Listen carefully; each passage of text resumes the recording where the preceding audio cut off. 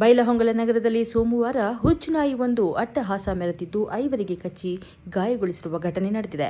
ಈ ಘಟನೆ ಸಾರ್ವಜನಿಕರಲ್ಲಿ ಆತಂಕಕ್ಕೆ ಕಾರಣವಾಗಿದೆ. ನಗರದ ಅಗ್ನಿಶಾಮಕ ಠಾಣೆ ಸಮೀಪ ಹುಚ್ಚುನಾಯಿಯೊಂದು ಏಕಾಏಕಿ ದಾರಿಹೋಕರ ಮೇಲೆ ದಾಳಿ ನಡೆಸಿದೆ. ರಾಜಶೇಖರ್ ಹಿರೇಮಠ್, ಪ್ರವೀಣ್ ಸೇರಿದಂತೆ 2 ಚಿಕ್ಕ ಮಕ್ಕಳು ಮತ್ತೊಬ್ಬರಿಗೆ ಕಚ್ಚಿ ಗಾಯ ಮಾಡಿದೆ ಎಂದು ತಿಳಿದುಬಂದಿದೆ. ಗಾಯಗೊಂಡವರನ್ನು ತಕ್ಷಣ ಸರ್ಕಾರಿ ಆಸ್ಪತ್ರೆಗೆ ಸೇರಿಸಿ ಚಿಕಿತ್ಸೆಯನ್ನ ಪಡೆದಿದ್ದಾರೆ. ಹುಚ್ಚುನಾಯಿ ರಸ್ತೆಯಲ್ಲಿ ಸಂಚರಿಸುತ್ತಿದ್ದು ಜನರ ಮೇಲೆ ದಾಳಿ ನಡೆಸಿದ್ರು. ಜನ ಆತಂಕ ವ್ಯಕ್ತಪಡಿಸಿದ್ದಾರೆ. ಸಾರ್ವಜನಿಕರು ಭಯಭೀತಿಗೊಂಡು ಜನರು ನಾಯಿಯನ್ನು ಓಡಿಸಲು ಹರಸಾಹಸ ಪಟ್ಟರು ಎನ್ನಲಾಗಿದೆ. ಇತ್ತೀಚಿನ ದಿನಗಳಲ್ಲಿ ನಗರದಲ್ಲಿ ಬೀದಿ ನಾಯಿ ಹಾವಳಿ ಹೆಚ್ಚಾಗಿದ್ದು, ಸಾರ್ವಜನಿಕರು ನಗರಸಭೆ ಅಧಿಕಾರಿಗಳ ವಿರುದ್ಧ ಆಕ್ರೋಶ ವ್ಯಕ್ತಪಡಿಸುತ್ತಿದ್ದಾರೆ. ಕೂಡಲೇ ಹುಚ್ಚು ನಾಯಿ ಹಿಡಿದು ಸಾರ್ವಜನಿಕರ ಸುರಕ್ಷತೆಗೆ ಕ್ರಮ ಕೈಗೊಳ್ಳಬೇಕು ಎಂದು ನಿವಾಸಿಗಳು ಆಗ್ರಹಿಸಿದ್ದಾರೆ. ವರದಿಗಾರರು ಸಮಿಲ್ ಮುಲ್ಲಾನವರ್. ಕ್ಷಣ ಕ್ಷಣ ಸುದ್ದಿಗಾಗಿ ವೀಕ್ಷಿಸಿ ರಾಷ್ಟ್ರಧ್ವನಿ ನ್ಯೂಸ್ ಕನ್ನಡ.